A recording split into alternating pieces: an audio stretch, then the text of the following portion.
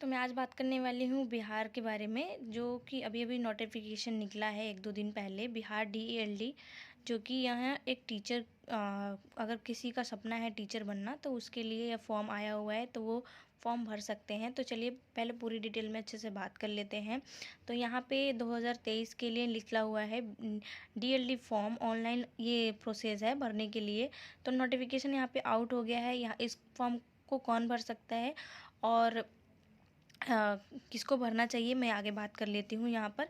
तो यहाँ पर ये 1 या 2 साल का कोर्स होता है डीएलडी, जो कि बाद में बीएड भी होता है। जो बीएड होता है वो ग्रेजुएशन लेवल पे होता है और डीएलडी होता है ये 12th बेस पे होता है। अगर आप 12th क्लास पास कर चुके हैं तो भी ये फॉर्म भर सकते हैं। अगर आप ग्रेजुएशन कर चुके हैं तो भी ये फॉर्म भर सकते हैं। लेकिन इसको भरने के लिए आपको 50% आपके मार्क्स होना ज़रूरी है, जो कि मैं आगे आपको बताऊंगी। इसकी लास्ट डेट जो है वो 8 फरवरी को है और स्टार्टिंग 25 जनवरी से हो गया है। 8 फरवरी की लास्ट डेट है यहाँ पर। तो अगर आपको फॉर्म भरना है तो आप जल्दी से जल्दी भर लीजिएगा, ठीक है। और ये बिहार स्कूल एग्जामिनेशन बोर्ड द्वारा ली जाती है। एग्ज़ाम कंडक्ट कराई जाती है। एंट्रेंस एग्ज़ाम होता है। एंट्रेंस एग्ज़ाम के बाद ही आपका एडमिशन होगा डीएलडी में, ठीक है। तो ये बात यहाँ पे याद रखिएगा। अभी एडमिशन नहीं हो रहे हैं, अभी एंट्रेंस टेस्ट हो रहा है। तो ये अगर आप पास कर लेते हैं तभी आपका एडमिशन होगा, ठीक है स्टूडेंट। जो एडमिशन कौन ले सकता है? जो स्टूडेंट एडमिशन लेना चाहते हैं डीएलडी में, वो बिहार में एडमिशन ले सकते हैं, ठीक है। अप्लाई डेट इसकी कौन 25 तारीख की थी। 25 तारीख को शुरू हो चुकी है। 25/1/2023, 25 जनवरी को, ठीक है। और लास्ट डेट इसकी है 8 तारीख को, 8 फरवरी 2023 को, ठीक है। एग्ज़ाम इन्होंने बोला है कि जल्दी करेंगे, लेकिन अभी कोई डेट नहीं दी है, ठीक है। सून होगा, एज़ पर शेड्यूल लिखा हुआ है। आप नोटिफिकेशन देखेंगे तो नोटिफिकेशन का मैं लिंक भी लगा दूँगी यहाँ पर चैनल पे, आप जाके देख सकते हैं, ठीक है। एडमिट कार्ड भी जब भी आएगा जब एग्ज़ाम की डेट निकलेगी। तो पहले एग्ज़ाम से पहले यहाँ पर ये एडमिट कार्ड इशू। आपके मन में आ रहा होगा कितनी सीट कितनी है, तो मैं बता देती हूँ। यहाँ पे 30,000 वैकेंसी आई है। 30,000 के ऊपर ही वैकेंसी है। तो अभी इन्होंने सीट मेंशन नहीं किया हुआ है, बट फिर भी 30,000 के ऊपर ही है वैकेंसी। और यहाँ पर एप्लीकेशन फ़ीस कितनी है बात कर लेते हैं। जनरल जो हैं, ओबीसी हैं और ईडब्ल्यूएस हैं, उनके लिए 960 रुपीज़ है फ़ीस। आप कोई भी बैंक का एग्ज़ाम देखें या कोई भी एग्ज़ाम देखें तो ये आजकल फ़ीस बहुत ज़्यादा रखते हैं। तो जो हमारे जैसे लोग हैं वो कहाँ से फ़ीस भरेंगे। बट फिर भी आप ये मौका छोड़िएगा नहीं। बहुत सारे ऐसे लोग होते हैं जो टीचर की तैयारी नहीं करना चाहते और फॉर्म नहीं भरते हैं, बट अगर आप फॉर्म भर लें तो आप टीचर बन सकते हैं। तो इसलिए आप फॉर्म भर लीजिए। 960 रुपीज़ इसके चार्जेस हैं।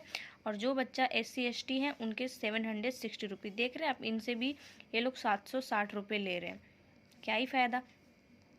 तो ये बिहार में बहुत ज़्यादा फ़ीस ले रहे हैं। बैंक का एग्ज़ाम तो आपको 1000 तक पहुंच गया है, 800 तक पहुंच गया है। अब चलिए एज की बात कर लेते हैं। एज यहाँ पे 17 साल है। लेकिन 17 साल भी कब है? अगर आपने 12th पास कर लिया है तब आपका अब अभी से डेट काउंट करेंगे तो 17 साल आपका कंप्लीट होना चाहिए, ठीक है। और मिनिमम एज यहाँ पे 17 साल है, लेकिन मैक्सिमम एज यहाँ पे NA है। आप कितने साल के भी हो वे फॉर्म भर सकते हैं, चाहे आपने कभी भी 4 साल 5 साल पहले अगर आपने अपना ग्रेजुएशन कंप्लीट कर लिया है तो उसमें कोई दिक्कत नहीं है। आप फिर भी आप फॉर्म भर सकते हैं, ठीक है।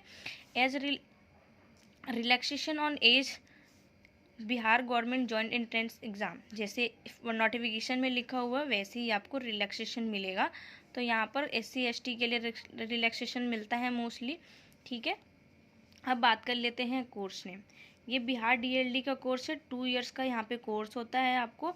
तो यहाँ पे ये लोग इसका एंट्रेंस एग्ज़ाम ले रहे हैं। एडमिशन अभी नहीं हो रहा है, जस्ट ये एंट्रेंस एग्ज़ाम ले रहे हैं। तो इस बार इसका एडमिशन इसी तरह होने वाला है, ठीक है। अगर आप टेस्ट देते हैं अगर आपका नंबर उसमें अच्छा आ जाता है तभी आप एग्ज़ाम पास कर पाएंगे। तो मिनिमम आपका मार्क्स कितना होना चाहिए? 45 जनरल हैं तो, और अगर आप SC ST हैं तो आपको 35 से ऊपर आना चाहिए। तो इट मीन्स कि आप एंट्रेंस एग्ज़ाम को क्वालिफाई करते हैं, ठीक है। तो ये बहुत ज़रूरी है बच्चों।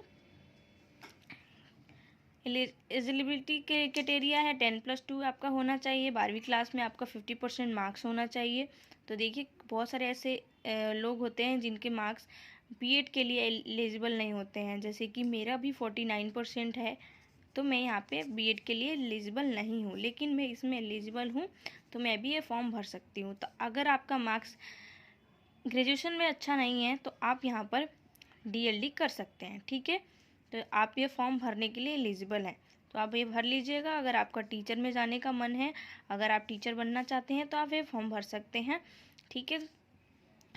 अब SC ST को यहाँ पे 50 की जगह 45% मार्क्स होना चाहिए। अगर आपका 50% नहीं आया है, 12th में 45% आया है, तो भी आप फॉर्म भर सकते हैं, लेकिन उसके लिए आपका SC ST का सर्टिफिकेट वगैरह होना चाहिए, ठीक है। यहाँ तक बात आपको समझ आई हो, आई होप।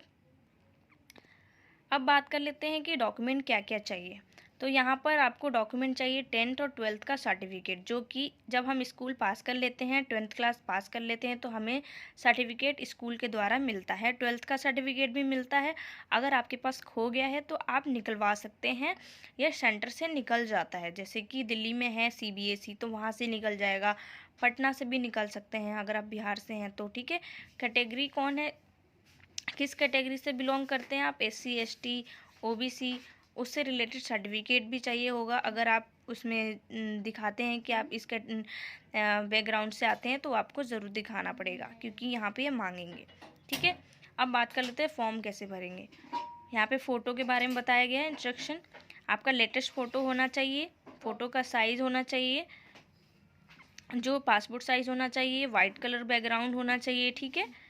और डार्क एरिया में नहीं होना चाहिए। आपको ग्लासेस नहीं पहनना होगा। अगर आप ग्लासेस लगाते हैं, चश्मा पहनते हैं, तो वाइट कलर का होना चाहिए, ठीक है। कैप नहीं पहनना चाहिए। क्लोथ आपके एकदम ब्लैक नहीं होना चाहिए। डार्क कलर की कोई भी चीज़ है यहाँ पे एप्लीकेबल नहीं है, ठीक है। आपका आइज़ आपका प्रॉपर दिखना चाहिए, विजिबल होना चाहिए फ़ोटो में, तभी एक्सेप्ट करेंगे। और फ़ोटो एकदम स्ट्रेट में आप फ़ोटो लीजवाइएगा, ठीक है। अगर आप एंट्रेंस एग्ज़ाम पास करते हैं तभी आपका एडमिशन होगा। जैसे कि यहाँ पे मैंने नोट में लिखा हुआ है, entrance exam not held this year. इस साल एंट्रेंस एग्ज़ाम नहीं लिया जा रहा है, जस्ट फॉर्म फिल हो रही है। Admission taken after entrance exam, जब आप एंट्रेंस एग्ज़ाम दे देंगे देन आपका DLD में एडमिशन होगा। ओके गाइज, यहाँ पे ID प्रूफ क्या लगेगी, स्कैन, आपको सभी चीज़ों का स्कैन कॉपी चाहिए। तो यहाँ पे फ़ोटो लगेगा पासपोर्ट साइज़ का, उस पर सिग्नेचर चाहिए आपको, और ID प्रूफ चाहिए प्रॉपर।